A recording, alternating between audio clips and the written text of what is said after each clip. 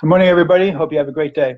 So very often I'm asked the question, why is Chabad so unique? Why is Chabad different? Why is it different than so many other Orthodox organizations, Hasidic groups, so forth and so on? And we get these questions also from Reform rabbis, conservative rabbis, people who are just wondering what makes Chabad tick. Why is it that Chabad is being so successful in doing what it's doing?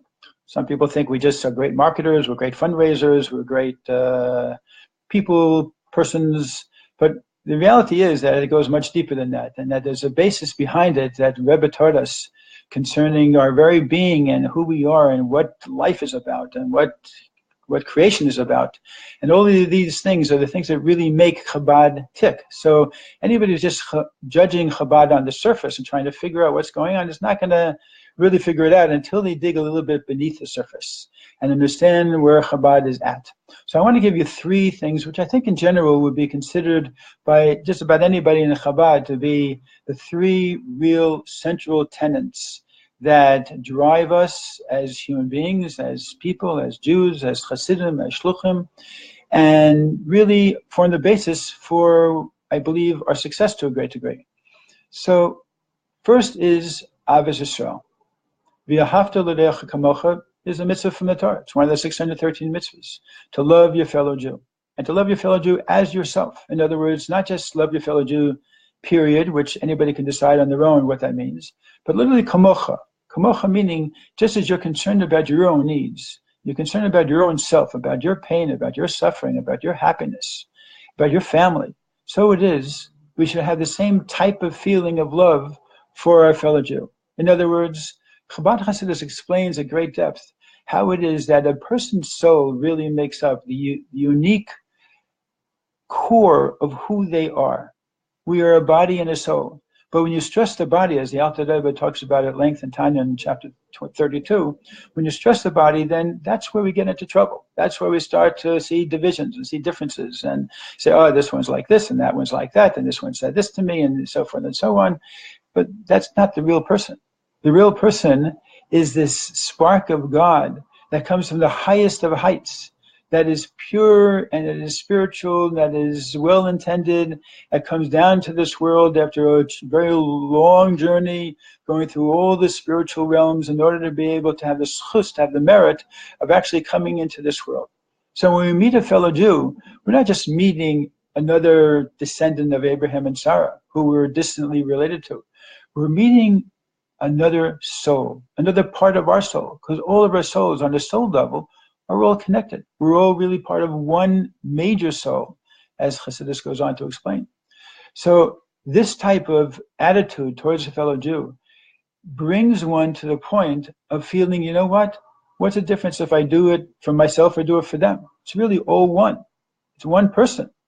And to the contrary, when we see another Jew who's in a situation where they have that type of pain or suffering, or they're going through a rough time, we feel it in our heart as well, because as Rebbe taught us, that this is not separate entities. And when we feel that type of dedication towards a fellow Jew, what would be the natural reaction to do once a person really feels that type of sense of love for their fellow?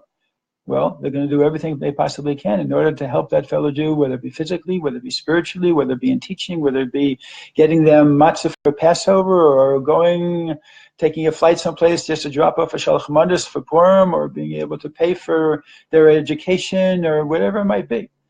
So that's really the Institute of Shlichus, is the extension of the Rebbe's Ahavas Yisrael, of the Rebbe's intense, overwhelming love for a fellow Jew. We have a little trickle of it that is an extension of the Rebbe's love for each and every single Jew. And as such, we're able to, thank God, be in a position, running a mossad, being involved in the Chabad house, being a shliach or a shlucha, to be able to do our share of extending that love and going out to that individual and knocking on their door and reawakening them in their Judaism and connecting them to God and telling them the beauty of the mitzvah and sharing them with them monies that they might need for Passover, for other needs.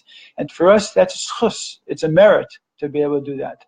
So it's this type of attitude that the Rebbe taught all of us, all the Babachers, whether we're shluchim or not shluchim, those who decided to go out and be involved in the Chabad houses or in education, or those who are living in Crown Heights and are studying or teaching or in business, that it's this type of attitude that really drives Chabad and makes Chabad very unique. Not to say that there aren't many, many other Jews who have tremendous Ahavas Yisrael and tremendous amount of dedication and love for their fellow Jew.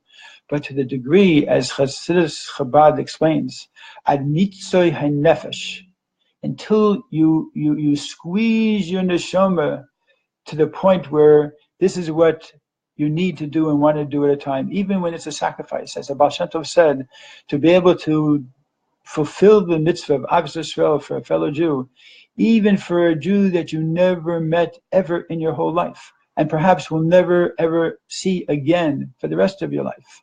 But because that person is Jewish, and because it could be that their whole soul came down to this world just for that encounter that they're going to have with you at that moment, to put on tefillin at a mitzvah mobile on 7th Avenue in Manhattan, or whatever it might be, that opportunity all of a sudden is transformed into an incredible opportunity to be able to touch life and thereby changing the course of history.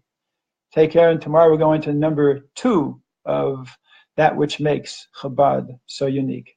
Have a great day.